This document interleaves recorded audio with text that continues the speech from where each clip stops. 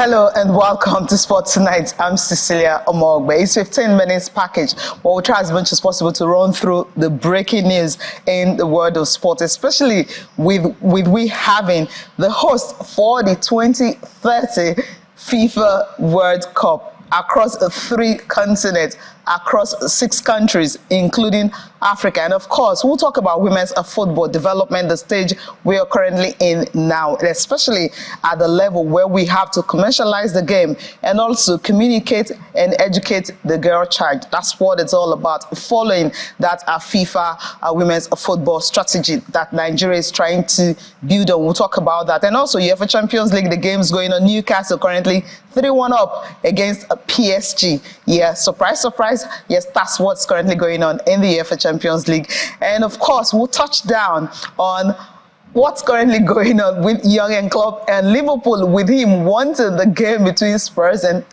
Liverpool to be replayed. It's never happened before, but he would actually love that to happen. Well, it's not going to happen, but that's what he's anticipating. But this is what the show is looking like tonight on Sport Tonight. But first, we're going to be starting with the news coming from Nigeria, which is the former chairperson of the Nigerian Women's Football League, talking about Aisha Falode. She's currently executive member of the Nigerian Football Federation and also the chairperson of the media committee and the women's committee of the Nigerian Football Federation.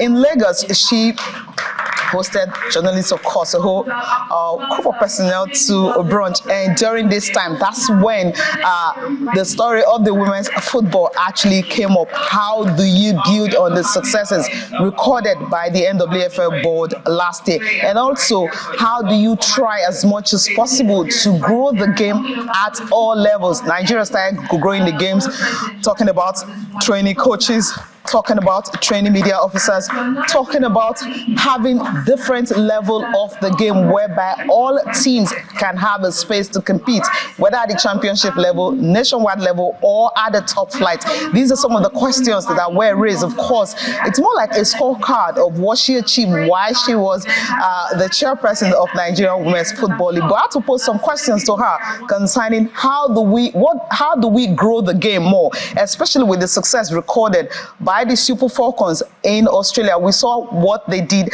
at that particular tournament. So it's all about kind of, benefiting from what the Falcons achieve and how investors need to actually come in now to grow the game at all levels, from the grassroots level up to the elite level. And of course, there's a lot for them to benefit. Let's take a listen to Aisha Falode.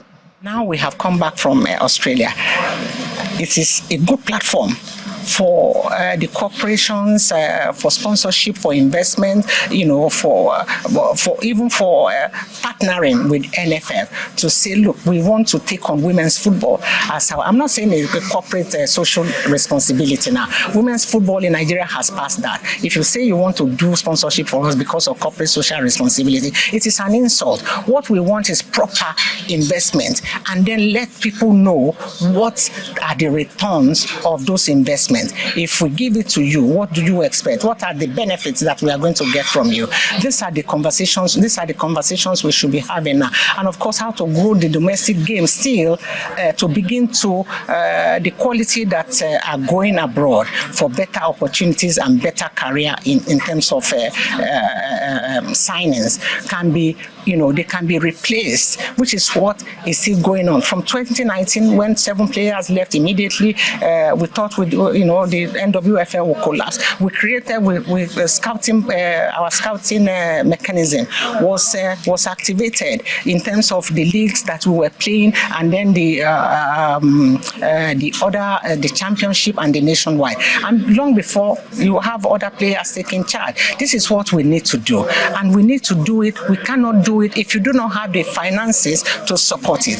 I told a story about how Infantino was telling us as a World Women Football Convention, when he had this vision that the Women's Football Cup final, World Cup final, cannot be an appendage to the men's anymore, or to any under or U20 competition. It must stand on its own. It must fund itself. It must survive on its own. It must create its own pathway to being self-sustaining. And then what did he do? Increase funding for the World Cup, he now went selling the broadcast rights, digital rights, separately for the women. And when some people were not willing to buy, he said this World Cup will not be shown in your country. They came back to the negotiating table. So you must realize the power of the game for negotiation, the power of the game to get the game to grow. And then, of course, the member associations must also be told that whilst you are looking for the participating numbers of your domestic league, you must also have eye for quality, that is to develop the game, while also creating pathway for those who cannot be showcased at the very best, because you have to showcase your very, very best, which was what we were doing with our own Super 6 and the Cup final and the Championship. You have to create pathways, and the pathways is when we took the NWFL Premier League and the Pro League. Those are the two competitions we made, and we turned it to Premiership, Championship, and nationwide. So everybody can find their own space to embrace football and to participate in the game. Now, 1930, that's when the first football was actually, the first FIFA World Cup was hosted, and it was in Uruguay. So in 2030, FIFA will be celebrating 100 years. So that's the reason FIFA decided to come up with this, whereby you're going to be having 3 continents hosting the World Cup: South America, Africa, and of course Europe. The countries in Europe happens to be Portugal and Spain. Morocco from Africa, and you have Uruguay, Argentina are the countries that will be hosting in South America. So just earlier today, FIFA President Gianni Infantino made his announcement that they will be having the bid from Morocco, Portugal, and Spain. They were the sole candidates for that tournament, and so the host will be announced next year. But then already we know that Morocco, Spain, and Portugal are hosting the World Cup. And of course, the reason why Uruguay is also added and Argentina is simply because of the centenary celebration. Let's take a listen to FIFA President Gianni Infantino talking about the reason behind why we have to be having the FIFA World Cup 2030 across 3 continents, and of course across 6 countries. In a divided world, FIFA and football are uniting. The FIFA Council, representing the entire world of football, unanimously agreed to celebrate the centenary of the FIFA World Cup, whose first edition was played in Uruguay in 1930 in the most appropriate way. As a result, a celebration will take place in South America, and 3 South American countries, Uruguay, Argentina, and Paraguay, will organize 1 match each of the FIFA World Cup 2030. The first of these 3 matches will of course be played at the stadium where it all began, in Montevideo's mythical Estadio Centenario, precisely to celebrate the centenary edition of the FIFA World Cup. The FIFA Council also unanimously agreed that the only bid to host the FIFA World Cup 2030 will be the joint bid of Morocco, Portugal, and Spain, where 101 games will be played. In 2030, we'll have a unique global footprint: 3 continents, Africa, Europe, South America, 6 countries, Argentina, Morocco, Paraguay, Portugal, Spain, and Uruguay, welcoming and uniting the world while celebrating together the beautiful game, the centenary, and, of course, the FIFA World Cup. This is the FIFA Council proposal to the FIFA Congress for 2030, with 2034 moving east to Asia and Oceania to ensure appropriate rotation between continents. This is what FIFA is all about: bringing everyone together, bringing football everywhere, because football unites the world, and football is becoming truly global. Yeah, football becoming truly global. That's the reason you're having it across 3 continents. And because of these announcements where Oceania and of course the Asia will have opportunity to host the next one, Saudi Arabia already bidding to host the 2034 FIFA World Cup. That's what they want to see, if they can host it. Remember, 48 countries will be playing at the World Cup, of course, starting from 2026, where USA, Mexico, and Canada are hosting. Saudi Arabia bidding to host the 2034 alone. But meanwhile, 2026, you're having Mexico, 3 countries hosting. 2030, of course, across 6 countries, of course, 3 continents, and we know the reason for that. Gianni Infantino just explained that. But let's take a listen to Saudi Arabia, why they feel they can actually host 48 nations, 101 games in that small country. Hosting a World Cup in Saudi Arabia would mean everything to us. We are a football nation, and this is what dreams are made of for all the generations, young and old, boys and girls. We already took part in previous 6 World Cups, so the chance to do so in 2034 on home soil and in front of our fans in Saudi Arabia will be incredible. We want to be at our best level when we host the world, not only on the pitch but also off the pitch. Fans can look forward enjoying a maximum of only, I would say, 3 hours flying time between cities and stadiums while exploring our mountains, our islands, and of course our culture. Everything will be connected with state-of-the-art facilities to guarantee an amazing fan experience. The 2034 World Cup is our invitation to the world to witness Saudi Arabia's development, experience its welcoming society, culture and heritage, and become part of its history. If our successful past events are anything to go by, then fans will have an absolutely incredible experience in 2034. And obviously, they will be looking forward to that incredible experience. Remember, something is going on in Saudi Arabia. The Saudi Pro League, getting the very best of football. When I'm talking about very best of football, you have the likes of Cristiano Ronaldo, Neymar, name them, Mane, and of course, Riyad Mahrez, so many players going there to play football.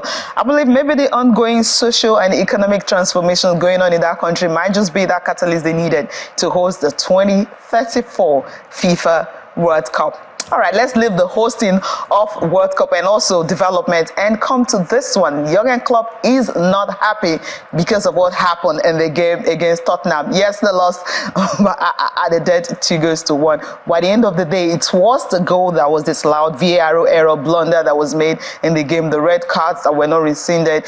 Fine, they've come out to apologize. The audio has been released, but he's still not happy with that. That's why he's saying that something needs to be done, that these errors that keep reoccurring would not happen again, and it have to be done fast. Or if the game will be replayed, he will be happy about that. Let's take a listen to him. The audio didn't change it at all, because I was not really interested in that, why things happened, because I knew I saw the outcome, I saw a goal, we scored, and it didn't count, so I was now not waiting for the audio and then sitting there and hoping I find out how it could happen or whatever. So what I want to say is it's really important that we, as big as football is, and important as football is for us at least, that we really deal with it in a proper way. So, and I mean that all of the people involved, on-field ref, linesman, fourth official, and especially now in this case VAR, they didn't do that on purpose. So, and we should not forget that. Yes, it was a mistake, an obvious mistake, and I think there would have been solutions for it afterwards. If not, and I can say immediately, even probably some people don't want me to say, but not as a manager of Liverpool so much, more as a football person, I think the outcome should be a replay. That's how it is. Probably will not happen. The argument against that will probably be, if we open that gate, then everybody will ask for it. I think the situation is that unprecedented that it didn't happen before in that moment. And we are all used. I'm 56 years old, and I'm since 50 years in football, and I'm absolutely used. I don't deal always well with it, but I'm used to wrong decisions, difficult decisions, blah, blah, blah, all these kind of things.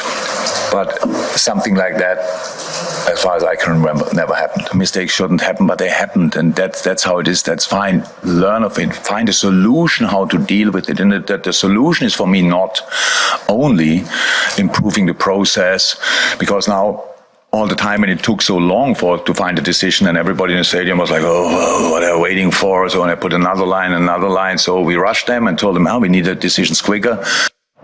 One solution fast, and very fast needs to be done. All right, before we wrap up the show, let's just bring you the results of the Champions League games that were played earlier today. The game between Atletico Madrid and Feyenoord ended 3-2. Atletico Madrid had to come from a goal down. It was an own goal scored by Hermoso. At 7 minutes into the game, he scored an own goal, and of course, Morata had to score a brace.